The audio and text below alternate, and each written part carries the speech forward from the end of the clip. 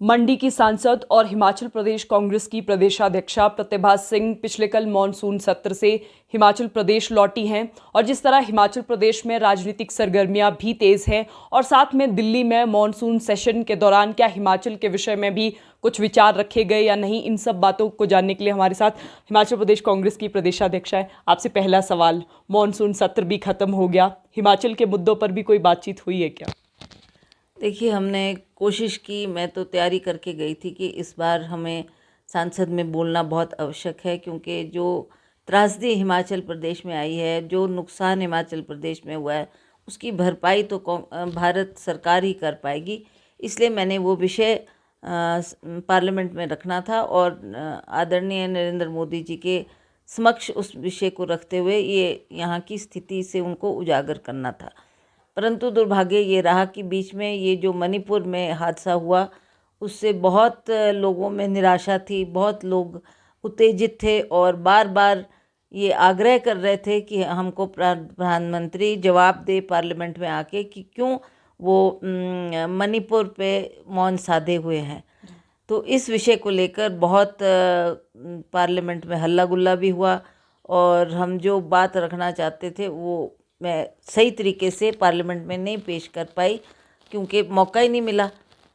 तो इसलिए हमने ये विषय वहाँ के जो हमारे NHI के मिनिस्टर है नितिन गडकरी जी से, उनसे भी हमने मीटिंग की, उनसे भी हमने बातचीत की और उनको भी हमने यहाँ की स्थिति से अवगत करवाया। हालांकि वो जानते थे कि बहुत नुकसान हुआ है, परंतु आंकड़े देना और वो तस्वीर उनके सामने रखना बहुत आवश्यक था।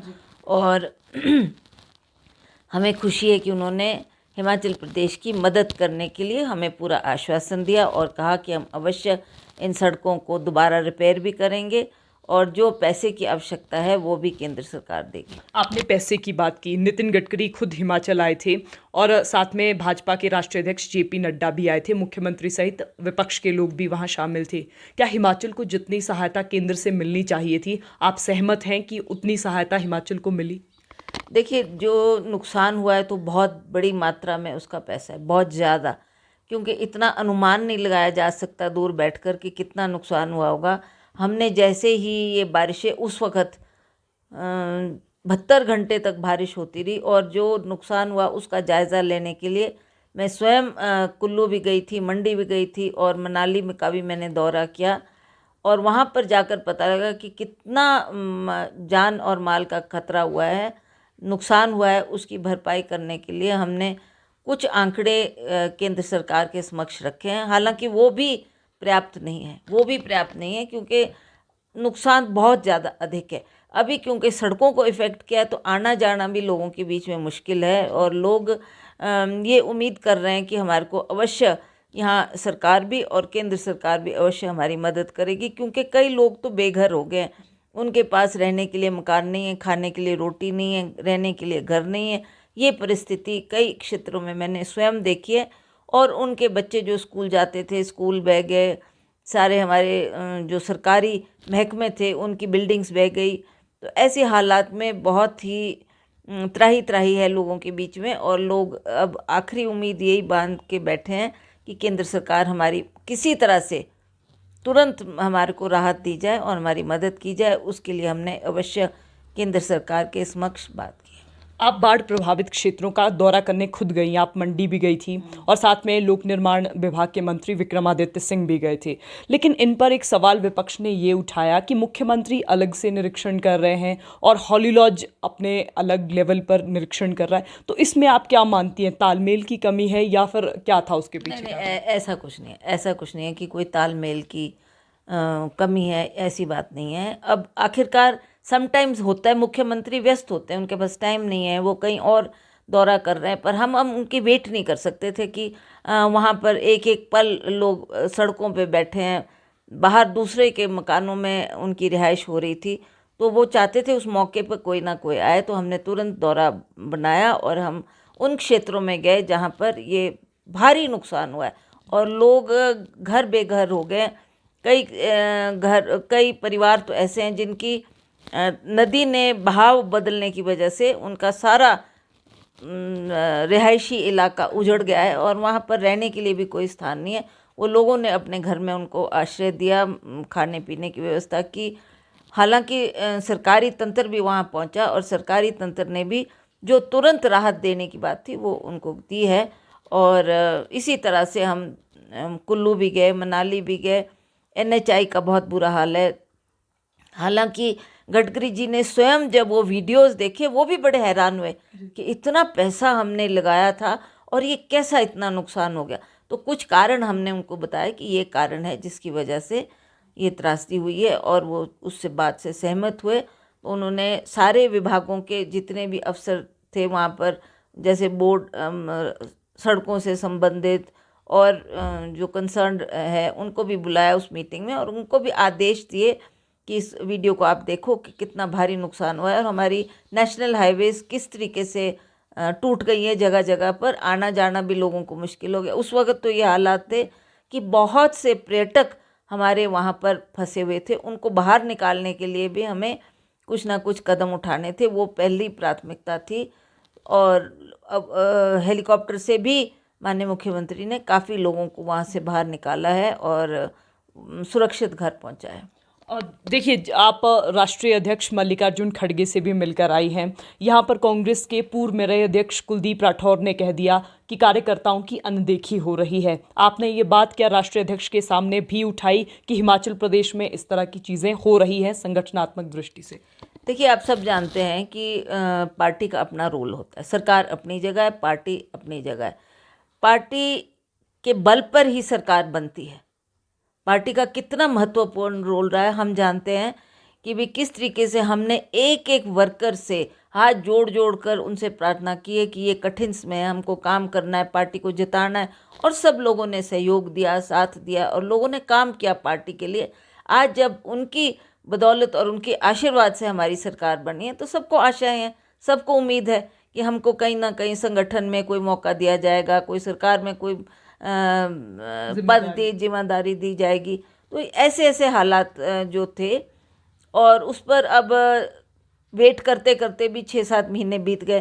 तो लोगों में अब थोड़ी निराशा भी हो रही है कि जितना काम करने के बाद भी हमारी सरकार होने पर वो भी हमारी अनदेखी सी कर रहे हैं। तो इसलिए भी हमने वो बातों से, अब क्योंकि खड़गे जी हमारे राष्ट्रीय अध्यक्ष हैं, उनके समक्ष भी हमने कुछ बातें रखी कि since you are party president you have to also look into this matters, और उस तरीके से आप भी आदेश दें कि कैसे हम संगठन को मजबूत रखें। और अदरवाइज हमारे जो वर्कर हैं वो टूट टूट कर बिखर जाएंगे।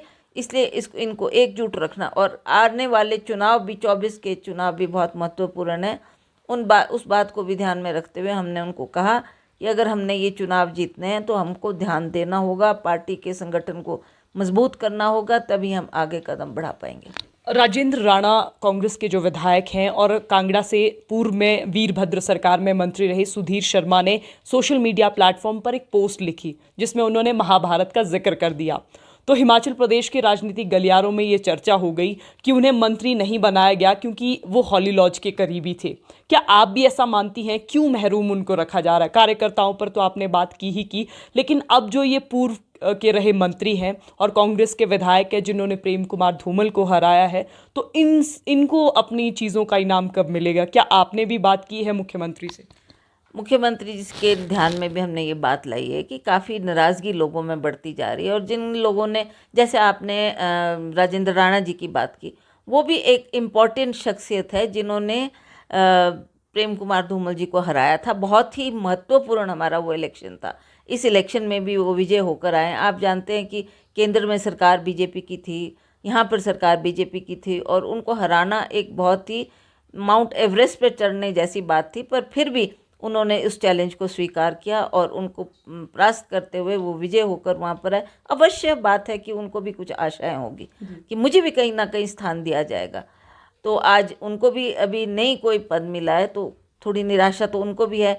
आपने सुधीर जी की बात की, सुधीर भी पूर्व सरकारों में कैबिनेट मंत्री भी रहे, इम्पोर्टेंट पोस्ट पे भी रहे, तो उनको भी हमें कहीं ना कहीं एडजस्ट करना चाहिए। सबसे बड़ी बात है कि कांगड़ा बहुत बड़ा जिला है और उस 15 सीटों में से हम 10 सीटें जीत कर आए, और केवल मात्र एक मंत्री ही वहाँ पर प्रोफेसर चंद्र कुमार जी हैं।